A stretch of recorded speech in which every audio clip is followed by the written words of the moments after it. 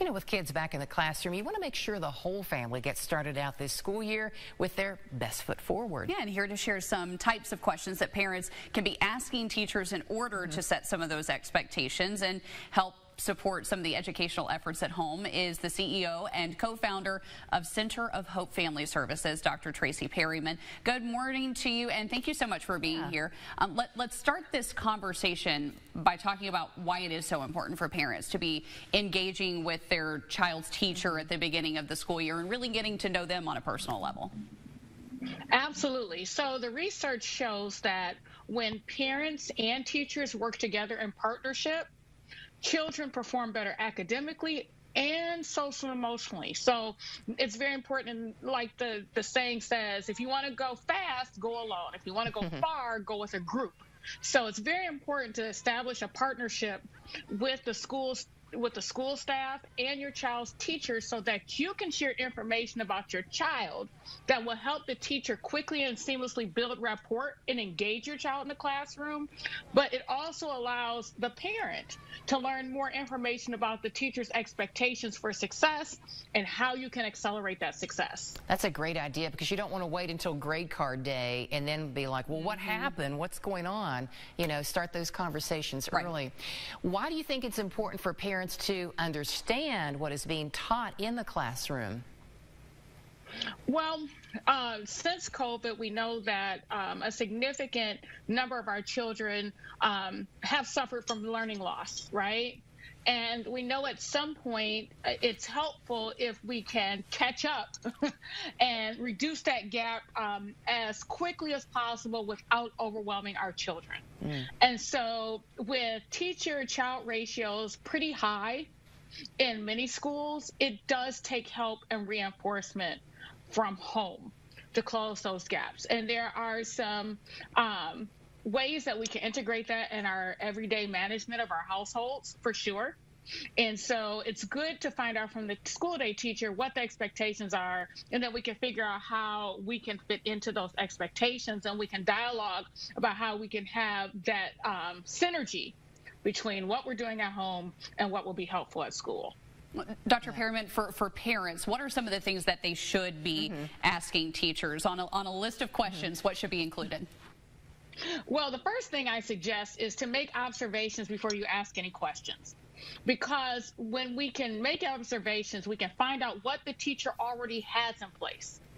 And then we can build upon what we're seeing already placed in the classroom or what we see already happening. That also shows teachers that we have an appreciation for what they are doing. And then it stops us from asking them redundant questions, understanding that they have other questions, parents who will have questions as well. So once you make observations, look at the classroom, see if it's colorful, see if the postings or pictures or objects are representative of the students in the classroom.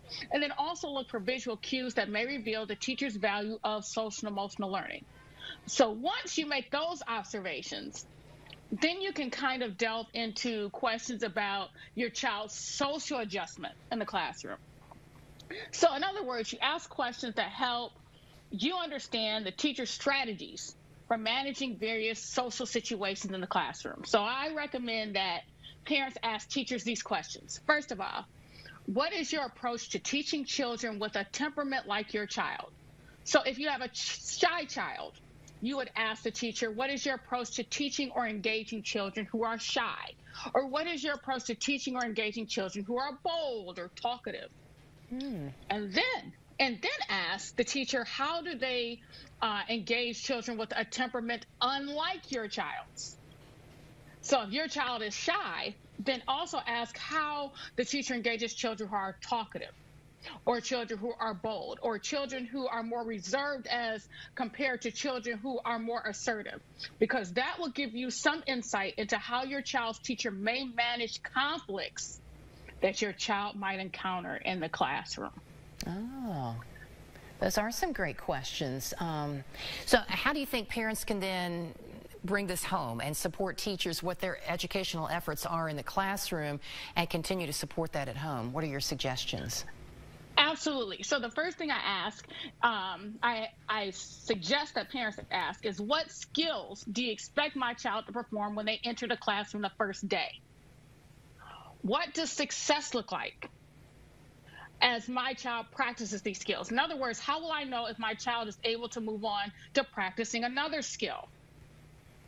And then I suggest that parents ask, how can I help my child come to your classroom prepared to learn the content you plan to teach? And what resources do you recommend I use to help my child? And do not be afraid to ask for free resources. Oh. All right, Dr. Perryman, before we let you go, a book launch coming up for you. Talk to us about Elevating Women Leaders. So yes, Elevating Women Leaders talks a lot about my why. So why I got involved in educating children and how I answered my call to educate children and families, and kind of the conflicts that women leaders go through sometimes and how we can best navigate those to, first of all, recognize our call, answer it, and then not deviate from it. Dr. Perryman, great talking with you today and getting everybody ready for this back to school season. Thank you for the invitation. Yeah.